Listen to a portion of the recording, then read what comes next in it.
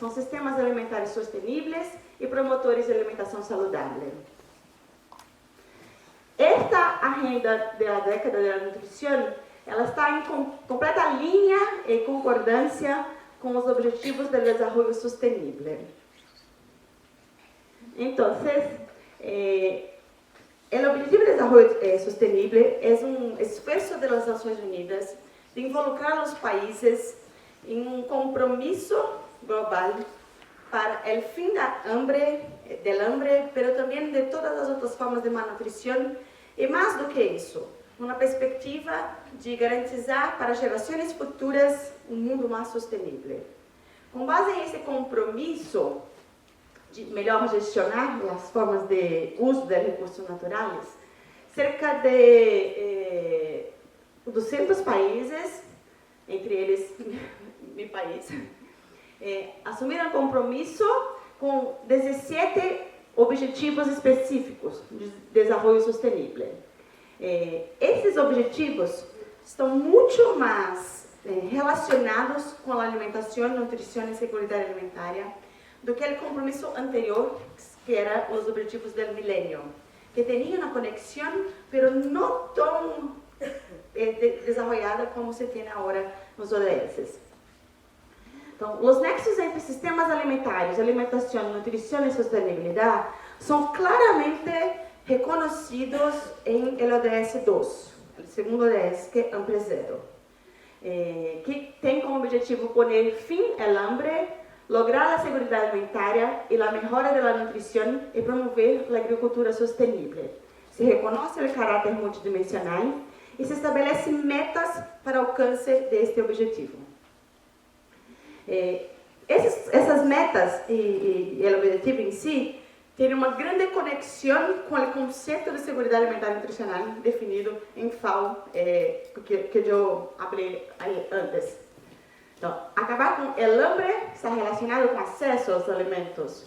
Lograr uma melhor nutrição está relacionado com a utilização dos alimentos. Lograr a segurança alimentar está relacionado com a disponibilidade e a estabilidade dos sistemas alimentares. E promover a agricultura sustentável está relacionado com a estabilidade dos sistemas alimentares. Você percebe uma conexão em uma agenda global de compromissos e conceitos que foram desenvolvidos ao longo de 20 anos, 30 anos. A primeira meta do ODS 2 trata do acesso aos alimentos e diz que, de aqui a 2030, poner fim ao hambre e assegurar o acesso de todas as pessoas, em particular os pobres e as pessoas em situações de vulnerabilidade aos alimentos. 2 indicadores foram definidos como centrais para o monitoreio do ODS 2 em la meta 1, que são a prevalência de subalimentação, que é o percentual da população que não tem acesso às calorias necessárias. É um indicador muito clássico da FAO, é um indicador usado para definir o mapa do hambre no mundo. Se espera que na população não tenha mais do que 5% de população expostas a uma situação de subalimentação.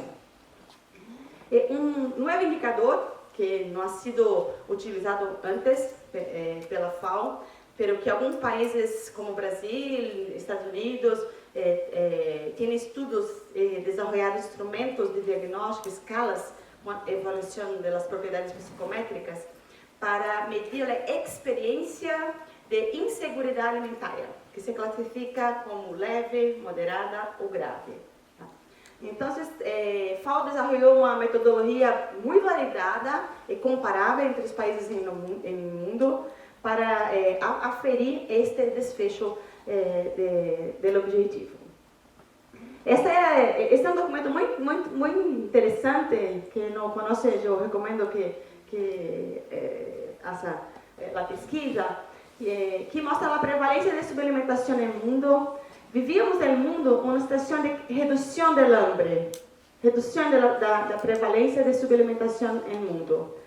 Mas desde 2014 começa a cambiar o processo e agora volvemos a uma posição de 10 anos atrás. Então, o hambre está de volta. Volta no mundo e volta em país que havia superado o problema, como o caso do Brasil. Sim? Algumas vezes podemos pensar que esses dois indicadores teriam tendências semelhantes e prevalências muito próximas. Subalimentação e experiência de segurança alimentar e nutricional. Pero não, em algumas situações é possível ter uma população com uma baixa prevalência de subalimentação, pero com uma prevalência alta ou mediana de experiência de insegurança alimentar e nutricional. Como pode acontecer? Porque a insegurança alimentar e nutricional pode ocorrer quando pessoas têm acesso a calorias, pero calorias de baixa qualidade. Estamos falando de alimentação, de padrões alimentares baseados em ultraprocessados. Ou em situações onde outros direitos humanos são violados para garantir o acesso mínimo de calorias. Tá? A FAO estima que a insegurança alimentar moderada ou grave na população mundial é de mais de 20%. Há uma publicação também muito interessante que trata dos indicadores de seguimento da Agenda 2030, também da FAO, e que tem este dado, que na América Latina se estima que 10% da população vive em situação de insegurança alimentar moderada ou grave. A segunda meta do objetivo do ODS 2 é a malnutrição, porque se quer acabar com todas as formas de malnutrição. E o objetivo é monitorar 3 indicadores de malnutrição: a prevalência do retraso de crescimento, a prevalência da emancipação e a prevalência de sobrepeso, todos medidos em crianças menores de 5 anos. É o público sentinela, é o público de monitoreio do alcance do objetivo. O retraso de crescimento, que é definido como a estatura insuficiente para a idade, ele reflete, é um resultado, é um produto das condições ambientais, em especial nos primeiros 2 anos de vida, e também da gestação. Hoje, a prevalência mundial é de cerca de 20% de retraso de crescimento. A meta é que, ao final, tenha no mais que 12% de niños menores de 5 anos com retraso de crescimento. No Brasil, no último inquérito, nós teníamos 6% da população brasileira em retraso de crescimento, mas com desigualdades muito grandes. Crianças indígenas, crianças que vivem na parte norte do país, com uma prevalência de 15%. Então, a desigualdade é um problema que é necessário atacar. Emancipação se mede através da relação do peso com a estatura de los niños menores de 5 anos, segundo as normas de crescimento infantil da OMS. A emancipação é um bom fator de predição de mortalidade. É diferente de retardo de crescimento, que está muito mais relacionado com o capital humano, a capacidade cognitiva. A emancipação está relacionada com a mortalidade infantil. Então, é um indicador muito mais alto da situação aguda de saúde da criança. E é resultado de uma escassez aguda de alimentos ou enfermidade aguda. A prevalência é menor que retraso de crescimento, e a meta é reduzir para não mais que 3% em nível global mundial. O sobrepeso também se mide a relação de peso com a estatura de acordo com as normas de crescimento infantil do OMS. O sobrepeso na infância está relacionado muito fortemente com o entorno alimentar e é um bom preditor da qualidade de vida e saúde em outras fases da vida. A prevalência global de sobrepeso em menores de 5 anos é de cerca de 6% e a meta é reduzir pela metade, em 3%. Quando miramos os objetivos da ODS 2, em relação a outros objetivos de ODS, podemos ver que eles têm um vínculo muito grande, uma conexão muito grande entre os objetivos. Então, o ODS 2, que trata de acesso aos alimentos, tem uma conexão grande com o ODS 1, que se propõe poner fim à pobreza, porque sabemos que a pobreza é muito determinante do acesso aos alimentos. Também com o ODS 8, que trata da promoção do crescimento econômico sustentável e inclusivo. Do ODS 10, que é a redução das desigualdades. A meta de disponibilidade de alimentos e de mercados do ODS 2 está relacionada com o ODS 12, garantizar o consumo e a produção responsável.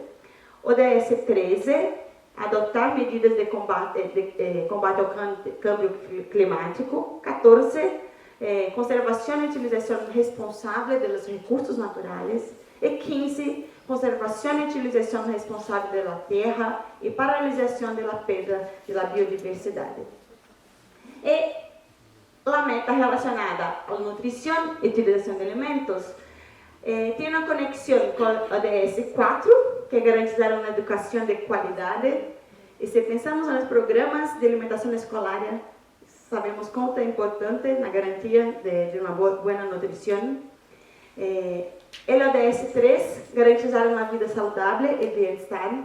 O ODS 6, garantizar a disponibilidade de água e saneamento para todos. E o ODS 7, garantizar energia limpa. Então, podemos compreender que nutrição é parte da agenda de desenvolvimento sustentável. E que para ter desenvolvimento sustentável é necessário pensar em sistemas alimentares. Então, como fazer a conexão entre nutrição e sistemas alimentares. Este é um informe que eu creio que é um marco nas publicações mundiais, que foi publicado em 2017 por um grupo de alto nível de expertos em segurança alimentar e nutricional, que foi uma encomenda do Comitê Mundial de Alimentação da FAO e Segurança Alimentar, que tem como objetivo analisar a influência dos sistemas alimentares em las dietas e na nutrição. Por que eu penso que é um marco? Porque até então nós tínhamos algumas publicações que tratavam disto, as cadenas de suministro de alimentos. Outras publicações que tratavam disto, dieta e consequências de alimentação.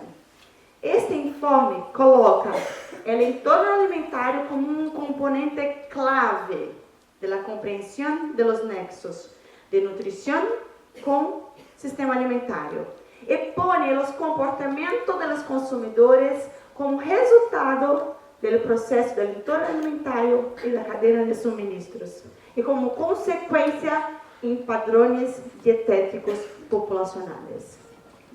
E determina quais são os determinantes sociais que vão estar relacionados com a agenda de desenvolvimento sustentável. Traz